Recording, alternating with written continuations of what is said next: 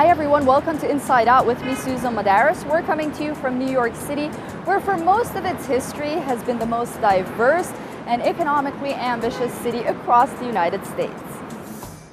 Anchored by Wall Street, New York City has been called both the most economically powerful city and the hub of the global financial center. The city is home to the world's two largest stock exchanges by total market capitalization, the New York Stock Exchange and NASDAQ. But New York also has a dark past many choose to forget. For more than 2 centuries, it was a hub for America's slave trade. Enslaved and free Africans were largely responsible for the construction of the early city, first by clearing land, then by building a fort, mills, bridges, houses, and even the first city hall. The very name Wall Street is born of slavery, as they built a wall in 1653 to protect Dutch settlers from Indian raids. Join us on this edition of Inside Out as we take a tour of Lower Manhattan and explore the history of slavery and free Africans in New York. We'll stop at historic sites that most tour buses and tour guides will probably not show you.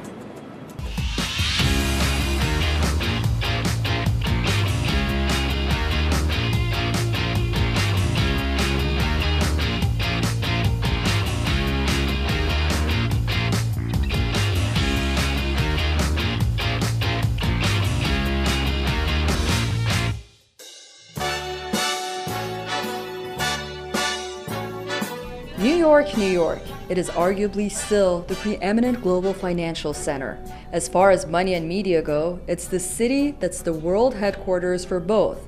And so perhaps the title Center of the World is fitting. But here's an unpleasant reality less talked about. While New York, both the city and the state, were centers of the abolitionist struggle to finally end slavery, it was actually enslaved Africans that built the infrastructure of the colonial city. And it was that way from the 1600s to 1827, when slavery was legally abolished in New York City.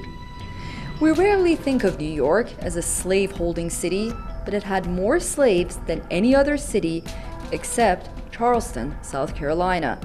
It's inconvenient, uncomfortable, and for some shameful. Perhaps that's why many shy away from talking about it. But not Alan Singer, who's lived in New York all his life. Dr. Singer is a professor of secondary education at Hofstra University and a former New York City High School social studies teacher.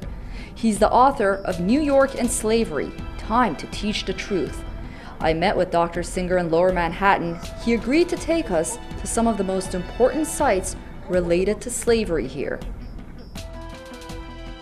The African Burial Cemetery was used between the late 1600s and 1796. And originally contained between 10 and 20,000 burials. Despite the harsh treatment that these African people experienced in colonial America, the 427 bodies that eventually were recovered were actually buried with great care and love. They were wrapped in linen shrouds and placed in coffins that sometimes contained beads or other treasured objects. And what happens is, the burial ground is listed on old New York City maps, but in the 1790s, as the city grew, the burial ground itself was just paved over. And then in the 1990s, the federal government decided to build this new office building here. And when they excavated this site for the foundation, they found hundreds and maybe thousands of bodies that had been buried prior to 1790. And all of a sudden, there was a tremendous investigation because what they discovered from the maps, this is the African burial ground.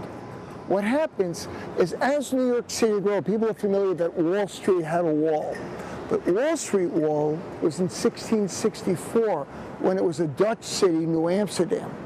When, at the time of the American Revolution, it's a British city, and the wall is actually on Chambers Street, just on the other side of this building.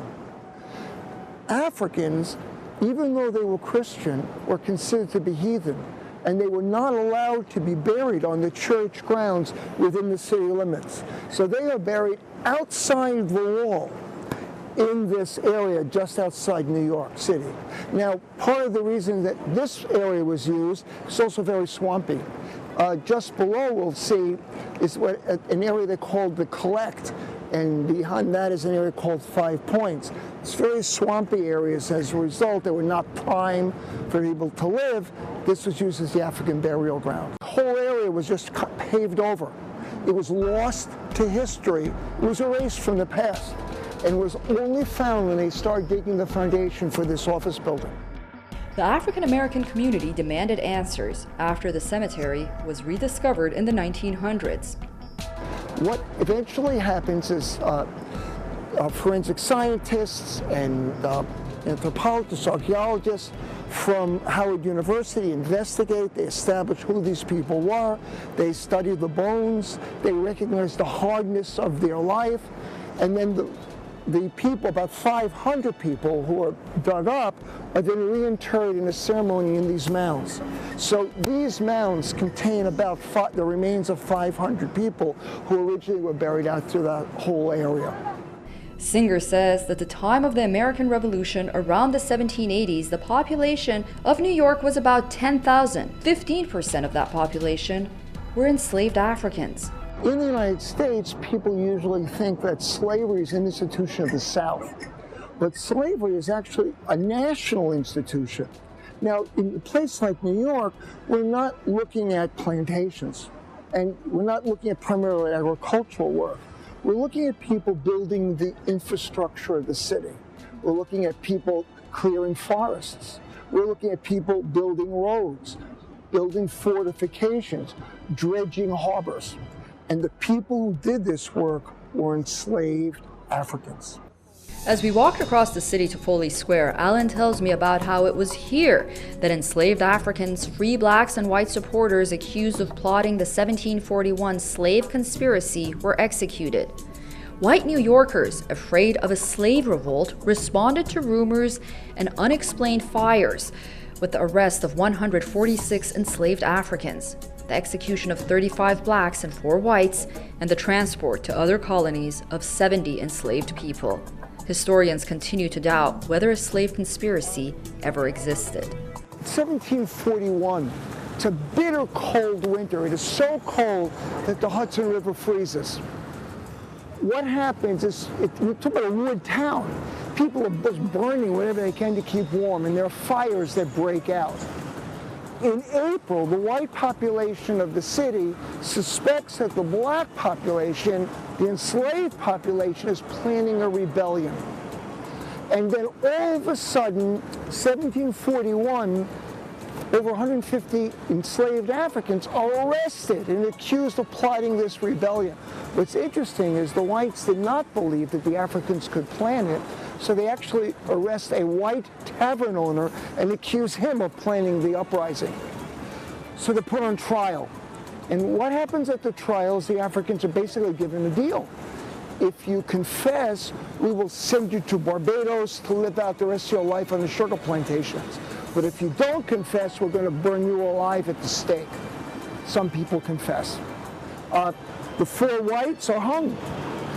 What happens is that 2 of the Africans who are accused of being the ringleaders, they refuse to confess. And they drag them here to burn them alive. And they threaten to burn their families alive. And the 2 men, ultimately, they say, okay, we'll confess. And there's a mob of whites here, and they scream and they want them executed. And these men are burned alive. Here? Right here at Foley Square.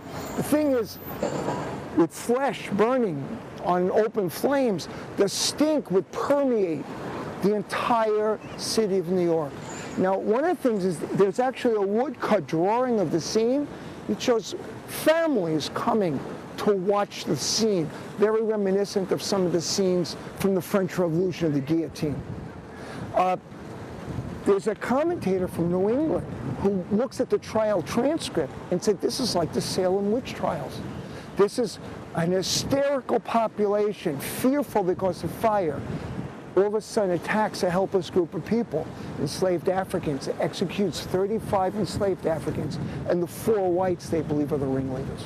Happens right here in the city of New York. Navigating our way through the busy streets of downtown, we arrive at New York's famous City Hall. Although slavery ends in New York State legally in 1827, city merchants and bankers continued to be tied to slave trade and slave-produced commodities. For example, William Havemeyer, mayor of New York City, launched his political career from the family's sugar refining business. The sugar was produced in the South and Cuba by enslaved African labor. Havemeyer owns a sugar company which offices are just across the East River in Brooklyn. At the time, it's known as Havemeyer Sugar. Now it's known as Domino Sugar. Domino Sugar, owned by the mayor of the city of New York, is producing sugar in the Caribbean, and it's being processed in Brooklyn and distributed around the world. Another New York mayor, Fernando Wood, who later becomes a congressman, opposed and campaigned heavily against the 13th Amendment to the United States Constitution, which abolished slavery. In 1861, as the nation is moving to civil war, the South is starting to secede, the mayor of the city of New York actually gives a speech to the New York City Council, and he proposes that New York City secede along with the South.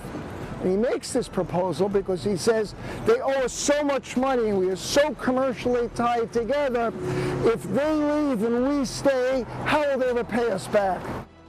But it wasn't just the sugar trade, it was also cotton. Singer writes in his book, the founders of Brown Brothers Harriman built their bank by lending millions of dollars to Southern planters and arranging for the shipment and sale of slave-grown cotton. When the bank took control of 3 Louisiana plantations at one point, it also got 346 enslaved Africans.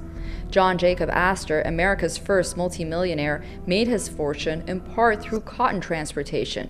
He was also part of the slave trade. The Waldorf Astoria Hotel and neighborhoods in New York City are named after him. Lehman Brothers, a merchandising business that quickly evolved into a cotton brokerage firm, is another example. And finally, Charles L. Tiffany, who got the financing to open a fancy goods store from his father, who operated a cotton mill in Connecticut using cotton picked by Southern slave labor. Tiffany & Co., the internationally renowned jeweler, was born. The list goes on.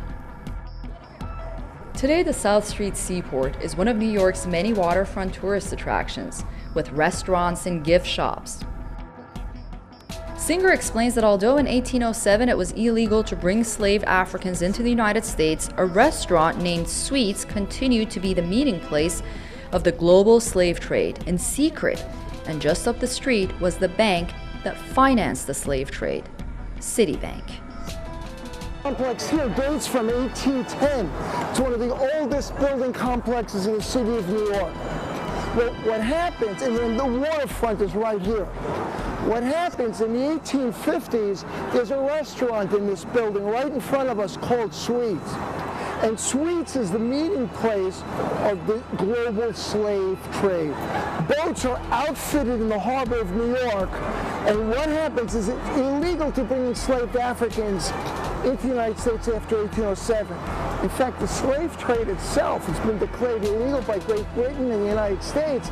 It's a capital offense after 1820 for an American to be involved in the slave trade. But we have documentation of what's happening because in 1854, one of the slave traders is arrested. He's turned in by his crew. He cheats them on pay. He's furious that he's being put on trial for slave trading. So he testifies, and his testimony is on the front page of the New York Times. And then later he writes it up into a book. And what he says is that at Sweets, at South Street Seaport, at this restaurant, the slave traders meet to plan their voyages. And a couple blocks up this way, south of us on South Street, is the bank that finances the slave trade. And what they're doing is they call the Africans black ivory, and what they do is they outfit the boats here. They then sail to Africa. In Africa, they load enslaved Africans and they bring them back to Cuba. Amistad is not an isolated case, but Amistad is part of this transatlantic shipment of human beings.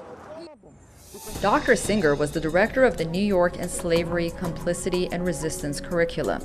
April Francis, Allen's former student at Hofstra University, joined us later on the tour along with her son Jalen, a senior in high school. April was a history major and is a graduate of the Teacher Certification Program. She also holds a master's degree and certificate of advanced study. April helped edit and field test the New York and Slavery, Complicity, and Resistance curriculum. She teaches social studies at Lawrence Road Middle School in Uniondale, New York, where she is a cooperating teacher for students in the Hofstra Teacher Education Program. In 2005, the New York and Slavery, Complicity, and Resistance curriculum was awarded a National Council for the Social Studies Program of Excellence Award. It was actually very shocking. Teaching history, normally we talk about the North and South being predominantly the area that slavery was the institution there. I knew New York once had slaves, but I didn't know New York was one of the last northern states to end slavery. So when I found out all this history, not just about, I'm thinking more rural area of New York, but right here in New York City, the amount of history and information that was sitting right here that no one really knew about. It was very interesting, and I really wanted to participate in the project with him and help get that history out to our students and just to the general public. Allen, April, and other team members have presented the New York and Slavery curriculum at local, state, and national social studies conferences, so teachers can have a blueprint on presenting their students with the opportunity to learn about slavery in New York and better understand race relations in general. Teachers can voluntarily choose to put the subject on their curriculum, but are not required. I ask April why she thinks that is.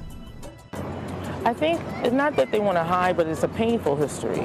So how do you teach something without evoking emotion? And then when that emotion, comes out, how do you help students deal with it? So a lot of teachers are apprehensive because they don't know how to deal with the portion of the why question, or how to deal with not feeling connected to that history. So, non-African American teachers sometimes don't feel comfortable speaking about it because of the pain behind it. So I wouldn't say that they're trying to hide it. It's just hard to discuss. But I think utilizing the curriculum, it allows people to take a step back and just use the material and say, this is the information, this is the primary source documents, and have that discussion and say, where are we at today and how can we move forward from this history? April says, as uncomfortable as it may be, it's important to know this part of New York's history. The topic of slavery is painful, but I believe that it's important to remember that history and not wipe it as a clean slate, to act like it never existed, because then you're saying all those people sacrificed their lives and did the hard work of building up this area didn't exist. So it's important to say that we need to remember it, and it is painful to teach, but some of history isn't always that great, but it allows us to know where we don't want to be anymore. And for teachers that have maybe a little bit apprehensive in teaching, and just letting them know that we have to give all sides of the story and allow the students to then determine or make their own judgments on that. So we as educators are there to give them the resources and allow them to help them to learn how to critically think. Then we have to give them that information. So all information is needed, no matter how painful we may feel it is in teaching it. America's dark past, kind of, because not every country, but that was just our country's fault. The racism and the slavery. It was just, but it was a time in the past, and it still carries on now. Like we see that with all the things happening now, and some people try to sweep it on the rug and don't teach it. Like I said in my school, but it's something that we should know, we should learn about. 1711, there's a brisk business in slaves, both in purchase and rental of slave labor. What happens is the boats come right up to the Wall Street grain market. In 1711, the town council, called the Common Council, decides that to coordinate the sale and rental of enslaved Africans, and really to make sure that they keep track and to prevent rebellion, all sale and rental of enslaved Africans will take place at the Wall Street slave market, right over here. And again, it was documented in the minutes of the town council. And in this curriculum that we developed, we include it. But there was never a marker here. Back in June, New York Mayor Bill de Blasio dedicated this plaque steps away from what was once the Wall Street slave market. The plaque honors those who passed through the slave market, located near Pearl and Water Streets. During a memorial, the mayor said it was true 3 centuries ago, even though it was never acknowledged. It was true then, it is true today. It will be true tomorrow. Black Lives Matter. For now, that's all the time we have for this edition of Inside Out. Thanks so much for staying with us and watching. Remember, you can always send me your emails to insideout@susanmadaris.com. I'm always looking forward to them. You can also follow me on Twitter for latest updates and discussions. Until next week in another show, from all of us here in New York City, goodbye.